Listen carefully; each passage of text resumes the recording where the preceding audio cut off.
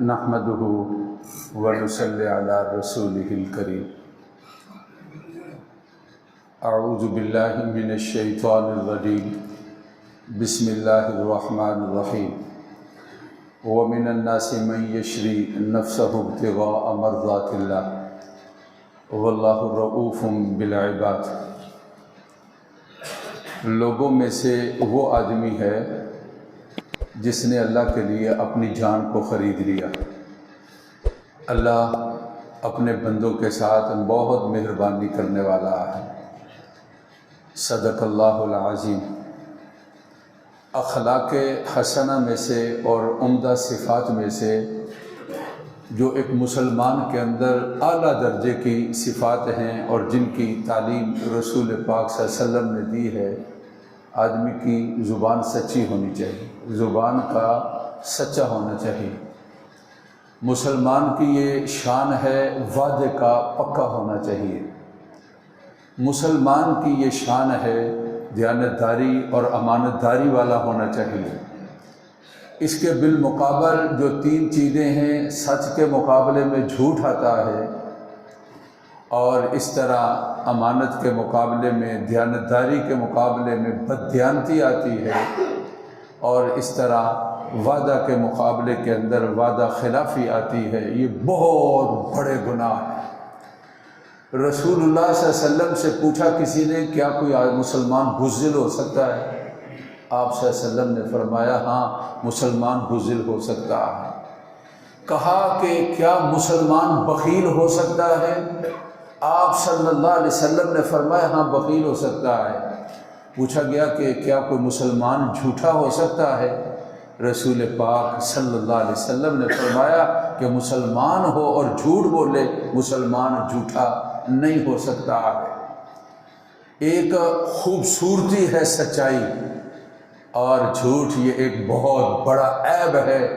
رسول اللہ صلی اللہ علیہ وسلم نے جب سب سے پہلے عام مجلس کے اندر، عام مجمع کے اندر اپنا پیغام دیا تو اپنی ذات کو پیش کیا، تو آپ صلی اللہ علیہ وسلم نے فرمایا، لقد لبثت فیکم عمری، اے لوگوں میں نے تمہارے اندر ایک عمر گزاری ہے، بتاؤ تو صحیح۔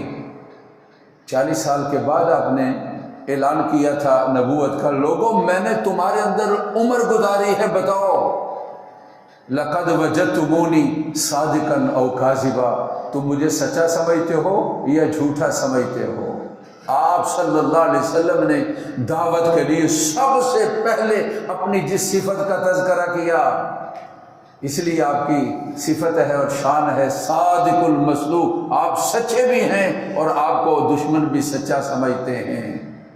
انہوں نے کہا کہ لقد جربناک مرارا فما وجدنا فیک صدقا، اے محمد صلی اللہ علیہ وسلم، ہم نے آپ کو 12 مرتبہ آزمایا ہے، لیکن جب آزمایا ہے آپ سچے ہیں، اور آپ صلی اللہ علیہ وسلم سچائی کے علاوہ آپ سے کوئی دوسری چیز نہیں ہوتی ہے۔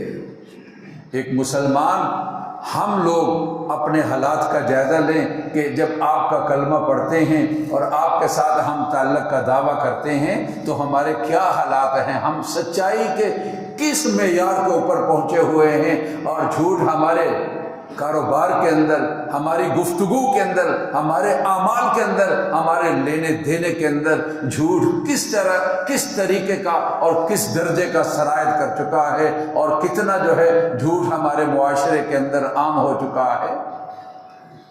کل جمعہ ہے، اللہ نصیب فرمائے، پاکستان میں اور سعودیہ میں اور یورپ میں، امریکہ میں، ہر جگہ خطیب خطبہ دے گا، تو اکثر خطبہ کے خطبے کے اندر یہ حدیث مبارکہ پڑھی جائے گی یاد دہانی کے لیے۔ آپ بھی کل ذرا غور کرنا کہ ان الصدق ینجی والکذب یہلک، سچائی کے اندر نجات ہے اور جھوٹ آدمی کو تباہ و برباد کر دیتا ہے۔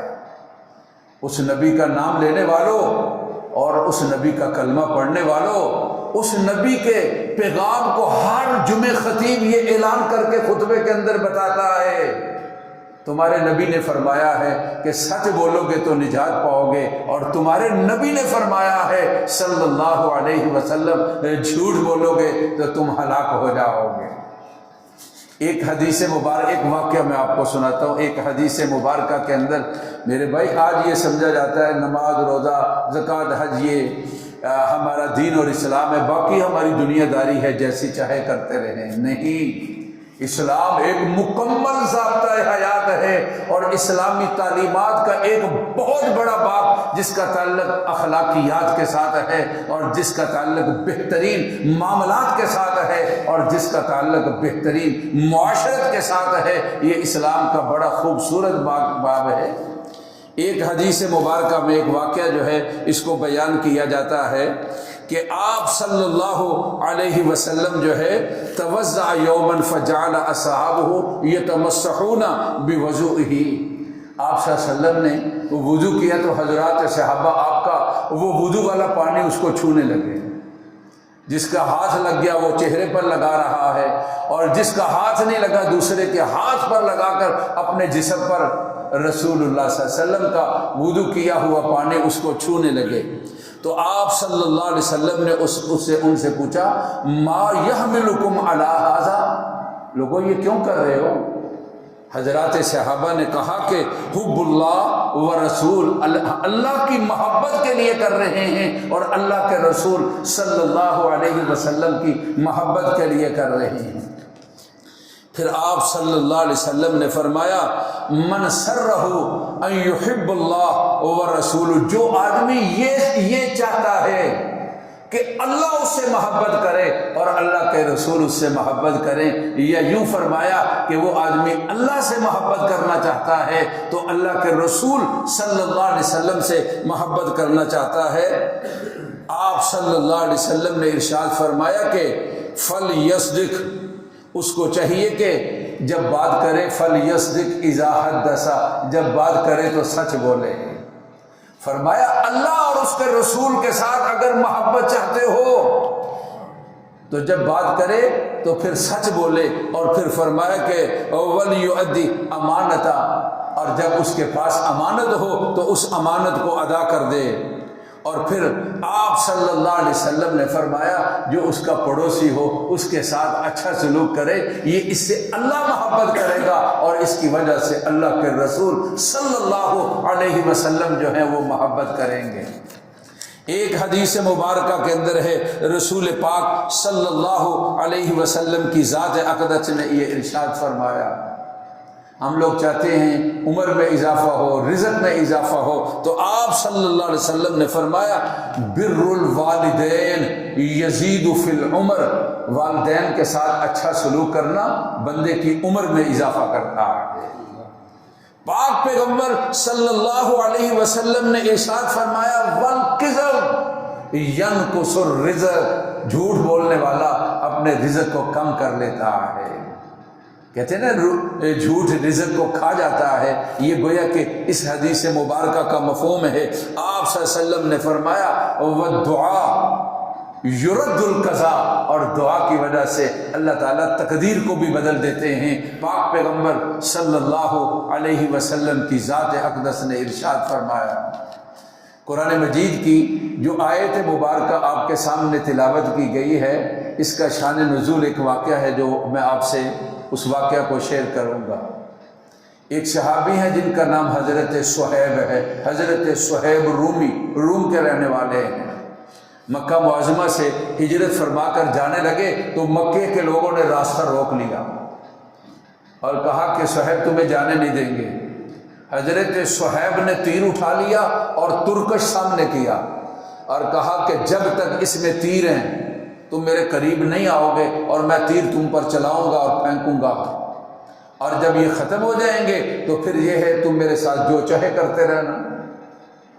ہاں اگر تم یہ چاہو تو میں تمہارے ساتھ ایک سودا کروں، مکہ میں ایک جگہ پر میرا مال پڑا ہوا ہے، تم جاؤ اور جا کر وہاں سے مال لے لو اور میرا رستہ چھوڑ دو۔ آپ ذرا غور کریں، جان بچانے کے لیے کوئی آدمی دشمن کیا تصور کرے گا کہ یہ ہمارے ساتھ کیا بات کر رہا ہے اور ہمارے ساتھ کیا سلسلہ کر رہا ہے۔ آج ایک مسلمان کوئی بات کرتا ہے تو دوسرا یقین کرنے کے لیے تیار نہیں ہے، پتہ نہیں یہ کس وجہ سے یہ بات کر رہا ہے۔ انہوں نے کہا جی ٹھیک ہے ہمیں بتا دو۔ میں جب یہاں پہنچا تو بہت تلاش کیا کہ انہوں نے کہا ہو کہ صہیب تم جھوٹ بول رہے ہوگے، صہیب تم جان بچانا چاہتے ہوگے، صہیب تم مدینہ پاک میں پہنچنا چاہتے ہوگے، صہیب تم یہاں سے نکلنا چاہتے ہوگے۔ نہیں، انہوں نے کہا ٹھیک ہے، آپ ہمارے ساتھ یہ سودا کر لیں۔ آپ نے خزانہ بتا دیا، جو پیسے پڑے تھے بتا دیے، فلاں جگہ پر ہیں۔ انہوں نے راستہ چھوڑا اور یہ مدینہ پاک پہنچ گئے۔ رسول پاک صلی اللہ علیہ وسلم کے سامنے تذکرہ کیا، شاید آپ کو پہلے اطلاع آ چکی تھی، وہی آ گئی۔ تو آپ نے حضرت صہیب کو دیکھ کر کہا رب البیع یا ابا یحییٰ، ابو یحییٰ تو نے سودا بڑا نفع والا کیا ہے، ابو یحییٰ تو نے سودا بہت نفع والا کیا ہے، ابو یحییٰ تو نے سودا بہت نفع والا کیا ہے۔ قرآن کی آیت مبارکہ نازل ہوئی، وَمِنَ النَّاسِ مَن یشری نفسہ ابتغاء مرضات اللہ، کچھ لوگ ہیں اللہ کے لیے اپنی جان کو خرید لیتے ہیں، اور اللہ اپنے بندوں کے ساتھ بڑے مہربان ہے۔ اور میرے بھائی جھوٹ چھوڑ دو، ان الصدق ینجی والکذب یہلک، جھوٹ چھوڑ دو اور سچائی کو اختیار کرو۔ رسول اللہ صلی اللہ علیہ وسلم نے بڑی سخت اس پر وعید بیان فرمائی ہے۔ ایک حدیث مبارکہ کے اندر ہے، آپ صلی اللہ علیہ وسلم نے ارشاد فرمایا ثلاث من کن فی، تین چیزیں جن لوگوں کے اندر پائی جاتی ہیں، فرمایا فہو منافق، وہ منافق ہیں۔ رسول پاک صلی اللہ علیہ وسلم نے کیا فرمایا؟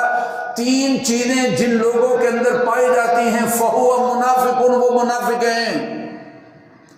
وَإِنْ سَامَ وَصَلَّى وَحَجَّ وَاعْتَمَرَ وَقَالَ إِنِّي مُسْلِمٌ، اگرچہ وہ روزہ رکھتا ہو، نماز پڑھتا ہو، حج کرتا ہو، عمرہ کرتا ہو اور دعویٰ کرتا ہو کہ میں مسلمان ہوں، لیکن فرمایا رسول اللہ صلی اللہ علیہ وسلم نے جس میں تین باتیں پائی جائیں وہ منافق ہے۔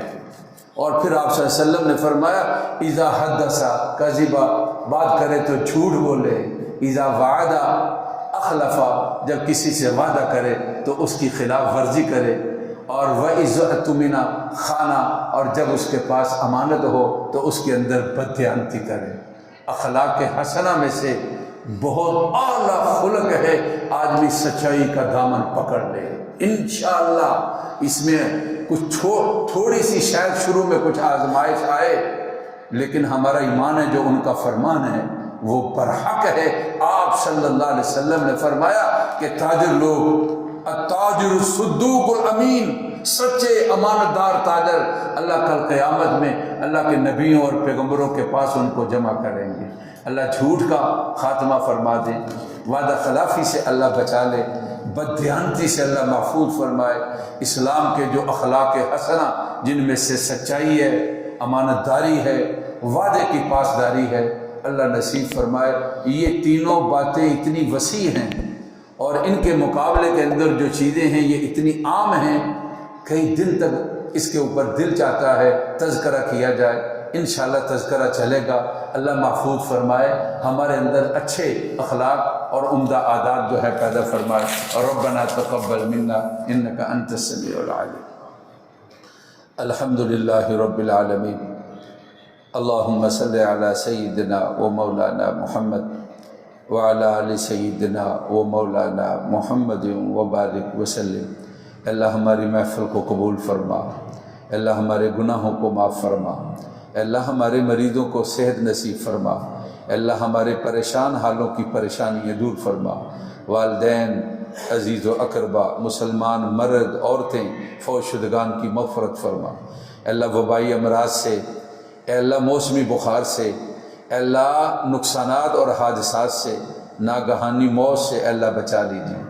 ایک نوجوان نے کہا بیٹا بیمار ہے، لاہور ہاسپٹل میں، اللہ صحت دے دے۔ جتنے بیمار ہیں چھوٹے بڑے، اللہ صحت کاملہ نصیب فرما دیں۔ ہمارے بھائی صاحب حافظ صاحب، ان کی بیٹی بیمار ہے، اللہ تعالیٰ صحت کاملہ اور عاجلہ نصیب فرمائے۔ اور ربنا تقبل منا انک انت السمیع العلیم، وصلی اللہ تعالی علی سیدنا و مولانا محمد و آلہ و اصحابہ اجمعین برحمتک یا